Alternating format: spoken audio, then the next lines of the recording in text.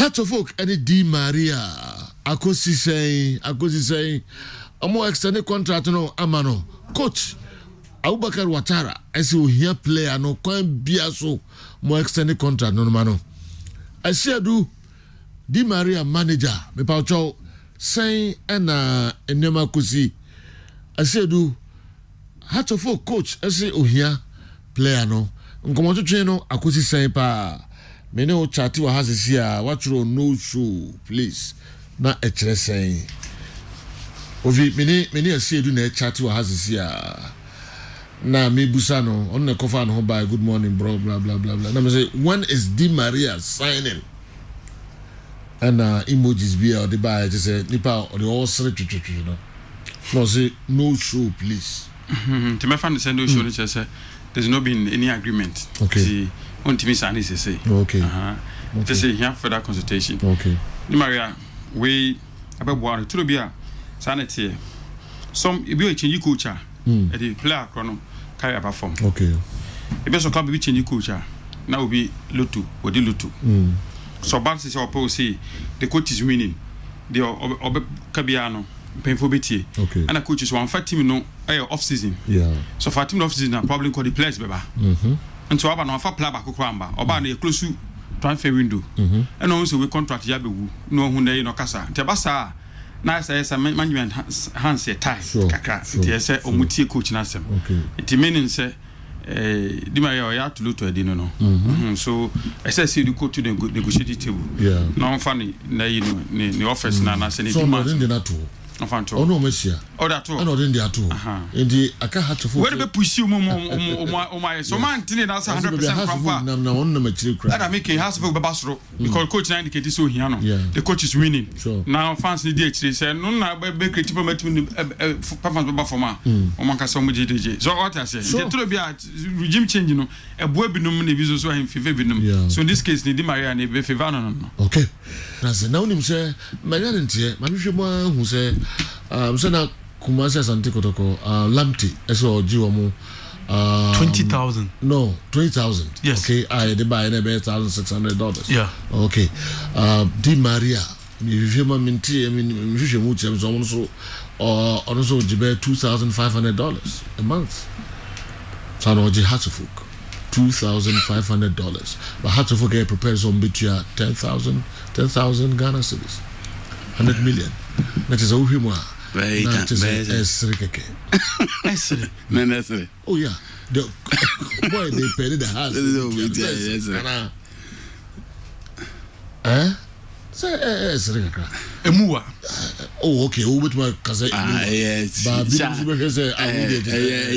you are only being diplomatic semantics now also me pay $2,500 let's say bono 13 $13 $32,500 me come on here meji boom coach ni so pen so otana amana yes amana $10,000 for Di Maria and I also untimi ntua ono no so obedi $2,500 the next is watch him bear 4 and offer 1 and I has on bet you at 1,000 10,000 in $1,000 in which will be around $800 $700 so far dollar 13 is can $32,500 that we going about $700 me but 700 we calculation now yeah na kwame there there me or yeah calculation first one or yeah one year me 13 and man year 13 years all right kwame Di Maria G $2,500 dia na has so be tia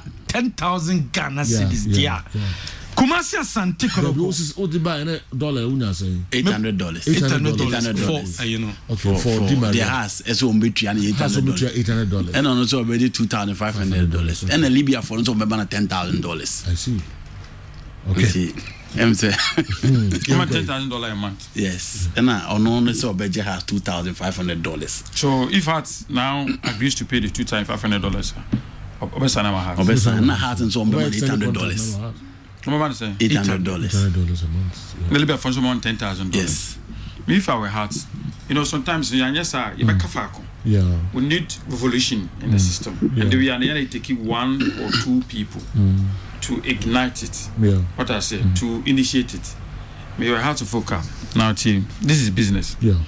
In Salifu Ibrahim, no so much prospect. I think injury now, Hanadri. But there's a bit of consistently being cards when here. This is a player can easily sell for between $400,000-$500,000. So why don't you give me 2 times 500? 2 times 500 multiplied by 12 over 1 year. Saying so that say. Now, found we say you are doing business wise. You are doing so maximum of 2 years. Okay. In 2 years, for common telephone, no I multiply 2,500 times 12. You see 30,000 times 2, so you are spending $60,000 on him as you know for the next 2 years. Wages are between $60,000, and then make sure say you are preparing to sell him between $300,000 $500,000. Forget about born or Baba for any hygiene matches or baby in the crowd. Purely business wise. This is about prospect on the bornable. No fee teachman level. Yes. What I say? So this is a guy as a house of Okuyadia. If I tell you the offer on the table, Emma Aziz, small boy now, Joe. Yes. Okay. If I tell you how much Mediama sold Jonathan Sowa for, it will be the club also need to put their ass together.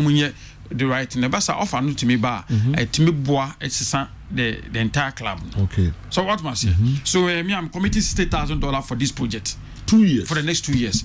With the aim, it is a business, baby, and His Majesty Togo understands business so much. Joe, if you engage in it to her, but if they tell him the right things, in terms of football, I don't know. Okay. But say, me, if I get Togo one-on-one, say they have any opportunity now, I will tell him, Your Majesty, say we have just committed $60,000 toward this boy. With the return for the next 2 years, I'll be $300,000 minimum. $300,000. Now, with the born couple bomber heart and yaji supporting yadima pressure crab bamos on a free no any bonus. And sometimes some of the money the Mubusan Yana yes, but Yana dreams say Mutiama made and in the future. This is a boy you can sell to even African country. Now, next 2 years, Kwano committed to $60,000 now to $200,000. Some more. What I say? House we're paying $900 for glass now. That was last year. No, the why you may not be sold because our corner bar could do certain level and it came with certain value. I'm only saying that if you are able to pay. So no, I work on need sell on value. No money the more we fin between the Olympics. Some people they sell on value. Now me dey we added to the all can say Obia. What me to be a chum? $900. Your fans our coach is no longer at Alpha. Yes, you wanna make us you are saving if you are even saving $900 on. That is the point I'm making. What is 200 per thousand count? I'm sure somebody asking for 2,000, 2,500. Man 2,000. I'm telling you. So if you commit $2,000, that's what Joe, we are talking about $48,000 over 2 years. You see? Now $48,000 for 2 years. Next about 2 years new. Now we turn $100,000, $150,000 or $200,000, $300,000. Baboka. Bono Baba want to say bonus. It is to be a Sunday say come. No 2,500 no negotiate. I'm able to buy around 2,000. I'm making say you might say about now man 2,000. I'm sure so bit imagine. Now we say 2,000. No, your whole thing is you are committing. With the financial committee $60,000 towards the boy project for the next 2 years with the aim with investment return on investment of $200,000, and then they will target our set at all. Would this be bad? Yeah, normally in economy and economy number one, economy number two.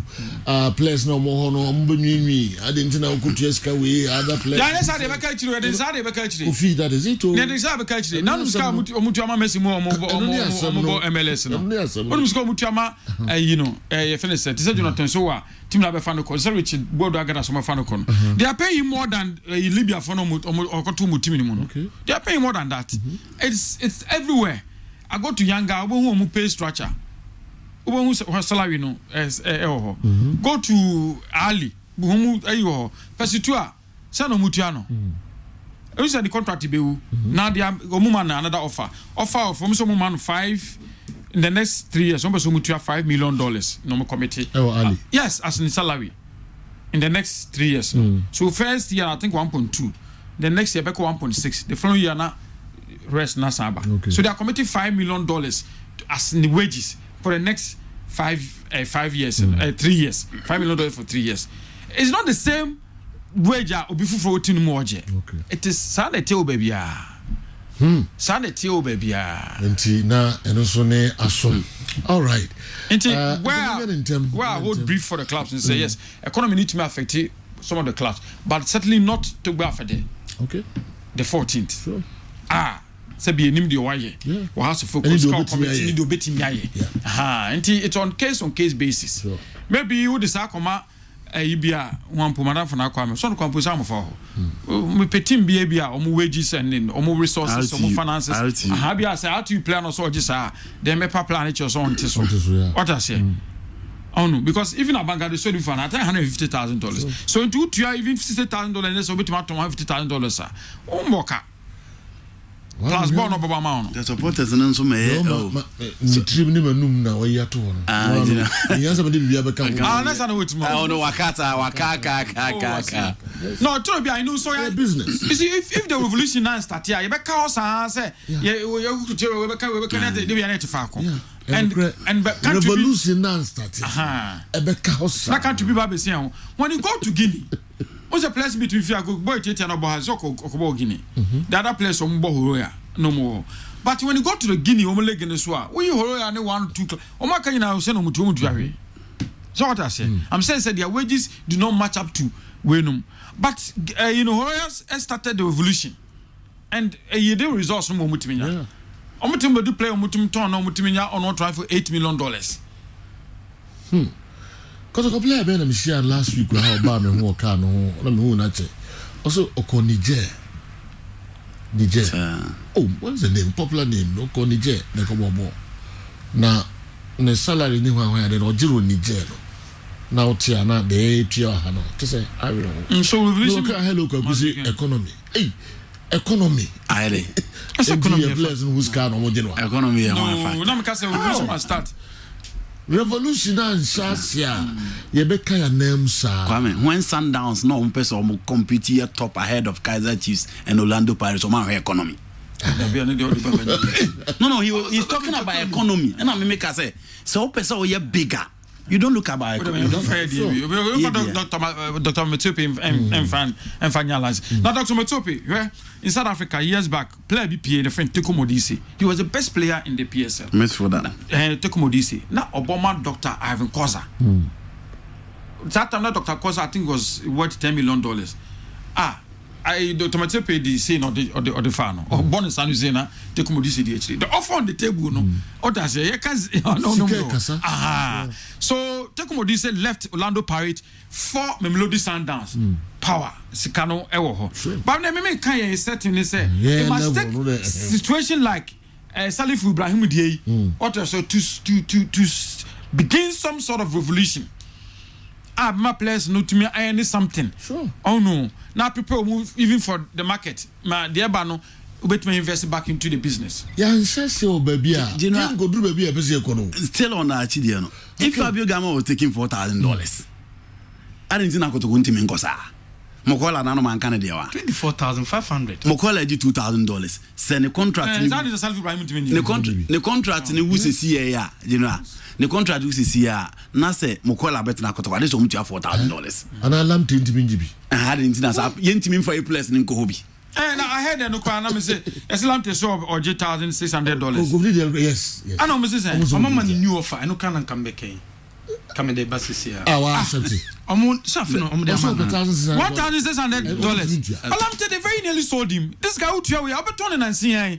It is important for you to pay this money and commit him. But what man Oton, I'm telling you, $1,600 multiplied by 2 years. Even if you want to stay for 2 years, $1,600. Times 12 times 2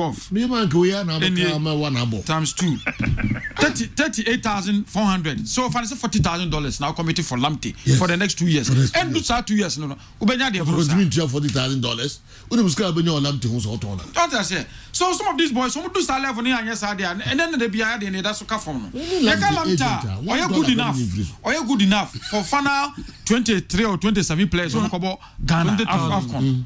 Yeah, Lamtoy good enough to make the Black Stars. And it is not worth $1,600 Busome.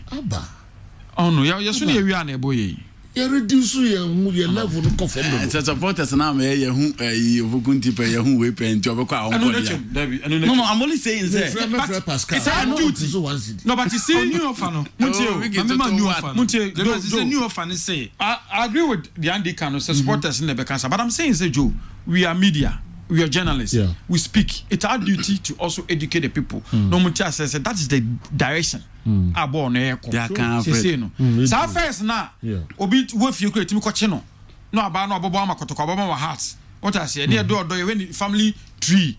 So abusumu one I support us how they call akobo heart. Come bra bokoto na che say woni na wi. Atwam. Simple. Tiawa. And a business. A profession, obi career no, and the career of a footballer and also 14 years. This way Ronaldo muni Messi muna obetimi bo akwa kokodro echiri. Born na kasa time a peak period to born now 14 15 years. You now will call retirement answer. And he's not able to make something out of it, especially so obam to say Rich Lamta and I think he's the deputy captain or captain of Santo Kotoko. Obama Black Stars. Next also possible some muntuaneka 200 million 20,000 cedi. Now oya Kotoko captain first now. In fact, it says as good next share minds now. We it is a captain now. You are rank and it is a senior staff viewer a Jumamu. What must yes. So we are Sandy captain now. You are big. And no matter what when I say reflect sir, ma play be club respect to say the captain near. So what must say? The captain now but some no 1 week now pay asana fe no trim na so. Why kwa na onyabu. So on the channel. Wages or salary graduation there adwuma bia ma wom adwuma bia ne ho amunyina age pepe flat we say and tisa obia ne input and we input na wo ye wadwuma no extra output na be reflect remuneration aye ba sa na wadwuma simple enti baby e pese ekodu no say am fa revolution we an shasia say na wo kana yen kodru oda na me call am be etimi $2,000 gamma mo be etimi $4,000 na etimi $1,600 dem marriage limit and etimi $2,000 dem Salifu Ibrahim we should be able to do that. Yes Kwame foreigners news we foreigners go house in bebrebe Otanga Linda me junior Kawa was taking $4,000 up 9 games when Obama has done twem no koy so when you ba be carry bi ti adentina Salifu di mari omo ntimi ntu that amount of money man. Yes yantoaso o say new deal new deal ni say Lamte contract no e be expire in August. Okay, and a Lamte J 4,500 Ghana cedis now. 4,500 Ghana cedis now. And unti Lamte. Oh, to aso kwa so ninja wa o kan obuza de swali to wa o kan editwa Lamte buy na January or 3,000 Ghana cedis. The second year no me improve no maybe now oh mama say me choba someone yeah someone dey call 7,000 price say do see so Lamte share 3,000 Lamte buy say wo no kasama hwan me so me give information me can me chama Lamte was taking $3,000 3,000 Ghana cedis and I'm improving the second year called 3,005 the fourth the third year and I'm 4,005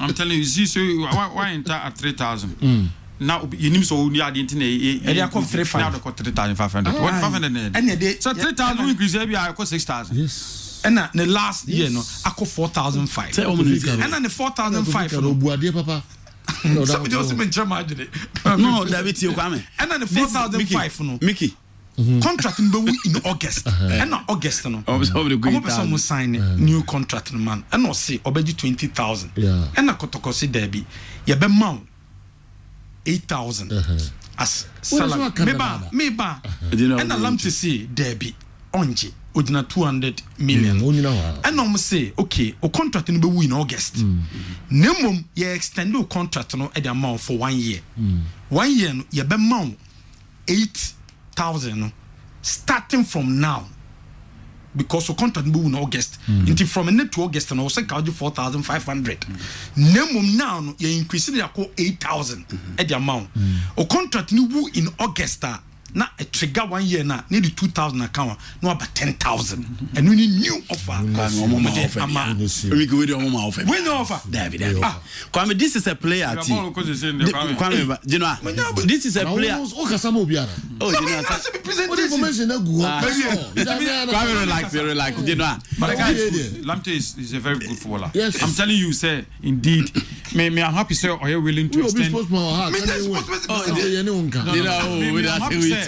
happy say are you willing to extend the contract with us to Kotoko because this is a boy he can easily walk into any of these African countries and Arabian countries he can easily make $5,000 a month easily make $5,000 a month what I say I'll be to my work as free agent and no meet information Debbie there was a meeting so the point I'm saying is sometimes no amanema hunu yemfa tutuka amanema hunu yemfa tutuka said you na say you look at the present day business and then the present value what I say share Black Stars player busumi mu $250 $4,500 and that's how much it amounts to wow no I come from more camp call the Togo no man will come mesre what want me to know what has not player so number young fan of Black Stars sure and your fan Black Stars it's just in the value the stock arising sure and 4,000 8,000 9,000 1 is a mujaka so from Kotoko sam ne ka Kotoko mfa offer bia ma Lamte so ka de bia I so move from her ne nsuatrama we any offer I say offer no ya attractive na that table no so no so committee no no so committee no minimum salary no be for kasa na no kasa na the value and you know the value and the importance ama club no it swasen compared to boy no the same foreign and about animu no Mukwela Mukwela importance to Kotoko no how bigger it is than Richard Lamte. So those are the things you have to look at. It's bigger than it. Bigger. It's bigger. Yeah, something now okay. Yeah, from Mukwela or Uganda national team. They are from Richard Lamte. Our Ghana national team one bigger. One bigger because you need striker na Kofanaba. Near Fred boy no Uganda national team. Near Fred with Lamte or Ghana national team. Ni Uganda national team. One bigger. You don't look at all those things. Show contribution for the last 3 years. What is 3 years like us? Yes, I'm up to now. Naki, Mr. Analysis amenyebi. Na 3 years no. Just present the news. Na jay any analysis. 3 years no. 3 years no okano. Yo 2024. It was answer 2020 no. And 2021 and I'm to Black Stars. Ye come here na mo frɛ Ghana national team. Also ka 3 years asem. Make yes na dey no. Ye ka present day value. Ana make say I will take that as investment. My return on investment. So salam tell me to me man committing for 1 year now. And to continue turn no nyeska bear 2 or 3 times how much they will spend on you for the next 1 year contract now. Would you sell Lamte for anything less than $150,000? Would you even sell Lamte anything than $100,000? To say if you commit $40,000 or $40,000 at one home, say I don't know about you for the next 1 year now or penna. Utuya no mana. Now we turn $100,000 out. But I'm about to because we're about to certain level. So those things no nice analysis we yes say. Like I said 3 years ago, no 4,000 T. Me man 8,000 my yard.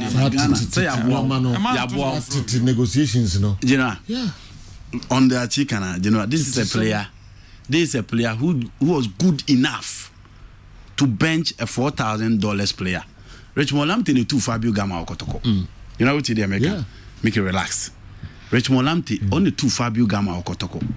That player was earning $4,000 a month in the last 2 seasons. And then Umpel, he's the face of Kotoko. Lamte. Yes. Yeah. Umpel, he's the face of Kotoko. And there will be anyone. Again, was I rising to the level of making it to the main blasters? As said the Achikan, over Uganda, Jana for blaster, the gap between Uganda and Ghana in terms of football is so huge. Until let's stop that issue of now just 4,000, you didn't about 8,000 and no. Mickey Castle or Mamman offer, I'm so bad because I could have $2,500. Now obeji na Mickey that implied that you almost said 10,000 no. Mickey, you are comparing the Ghana Premier League as against a team that want to come and sign one of the best players who is league him. Mickey, only team now this is Kebano. Oba betia player like $7,000. And I also see Kadebama player $1,000. You are even insulting the player. Obi the $10,000 he be. Also there be woman ye. Mumbe man is car $1,000. Na say business we know one better business. On the Turf Sports.